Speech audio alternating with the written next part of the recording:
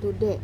NIM saya 251402122. Paragraf dalam bahasa Indonesia. Paragraf merupakan suatu karangan yang paling singkat. Dengan adanya paragraf, kita dapat membedakan suatu gagasan diakhiri.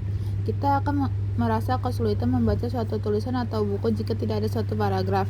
Oleh sebab itu, kita perlu mempelajari baik kegunaan macam-macam syarat pembentukan paragraf dan pengembangan paragraf. Selama ini masih banyak orang yang asal dalam menyusun paragraf. Hal itu dikarenakan karena kurang pahamnya dalam memahami makna paragraf itu sendiri. Dalam makalah yang singkat ini, kami akan membahas tentang paragraf. Pembahasan akan kami mulai dari hal yang paling sederhana, yaitu pengertian paragraf, kegunaan macam-macam, hingga syarat-syarat paragraf dan pengembangan paragraf itu sendiri. Tujuannya untuk memberi penjelasan kepada pembaca tentang paragraf dan cara pengembangannya sehingga dapat mempermudah dalam penulisan suatu karya ilmiah atau karangan lainnya.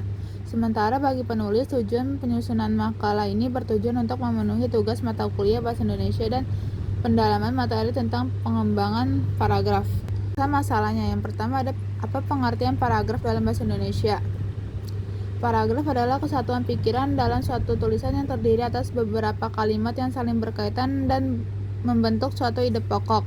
Paragraf biasanya dimulai dengan kalimat utama atau kalimat topik yang berisi ide pokok, lalu diikuti oleh kalimat-kalimat penjelas yang mendukung atau menguraikan ide tersebut. Dalam penulisan paragraf ditandai dengan penulisan menjorok ke dalam indentasi pada baris pertama atau adanya jarak antar paragraf jika ditulis dalam bentuk digital. Apa saja jenis-jenis paragraf berdasarkan letak gagasan utama? Ada paragraf deduktif, gagasan utama berada di awal paragraf. Yang kedua, paragraf induktif, gagasan utama berada di akhir paragraf.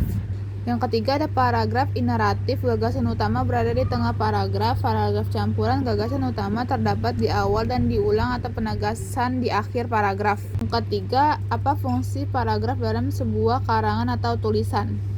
Fungsi paragraf dalam sebuah karangan atau tulisan sangat penting karena paragraf merupakan bangunan dasar dari suatu teks. Tanpa paragraf, tulisan akan sulit dipahami, terasa padat, dan tidak terstruktur.